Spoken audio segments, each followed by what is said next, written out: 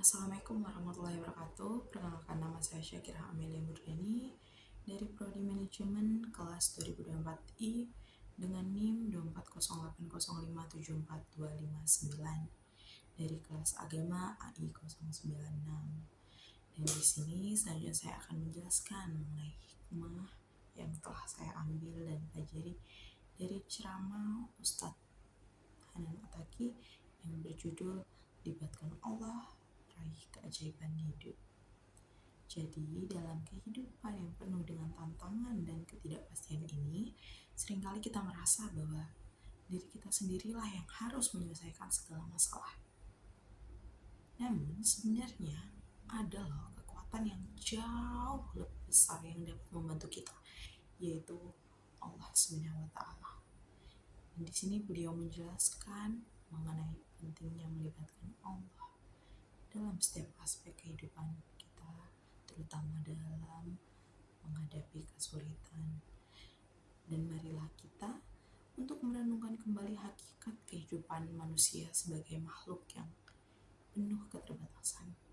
Jadi seringkali kita terjebak dalam ilusi kekuatan diri sendiri, menganggap bahwa segala sesuatu dapat dicapai hanya dengan usaha dan ikhtiar semata. Padahal di balik setiap usaha manusia terdapat kekuatan yang jauh lebih besar, yaitu kekuatan Allah SWT. Dan konsep melibatkan Allah ini bukan hanya sekadar mengucapkan doa, menyebut nama Allah dalam setiap tindakan, tetapi lebih dari itu. Melibatkan Allah sendiri berarti yang pertama, mengenal Allah dengan sebenar-benarnya, yaitu makrifatullah, yaitu memahami sifat-sifat Allah, kebesarannya dan kekuasaannya yang tak terbatas. Dengan makrifatullah, kita akan menyadari bahwa segala sesuatu yang terjadi di alam semesta ini berada dalam kendalinya. Lalu yang kedua yaitu bersandar dan bergantung kepada Allah, yaitu tawakal, menyerahkan segala urusan kepada Allah. Setelah melakukan usaha yang maksimal, tawakal bukan berarti pasrah tanpa usaha, melainkan yakin bahwa hasil akhir dari setiap usaha berada di tangan Allah SWT. Lalu yang ketiga yaitu ada berprasangka baik kepada Allah, yaitu husnuzon, yakin bahwa Allah selalu memberikan yang terbaik bagi hambanya, meskipun terkadang tidak sesuai dengan harapan kita.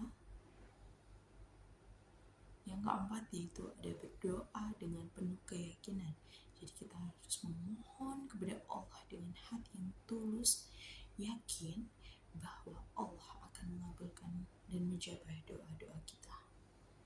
Jadi ketika kita menghadapi masalah, kesulitan, seringkali kita merasa putus asa dan kehilangan harapan.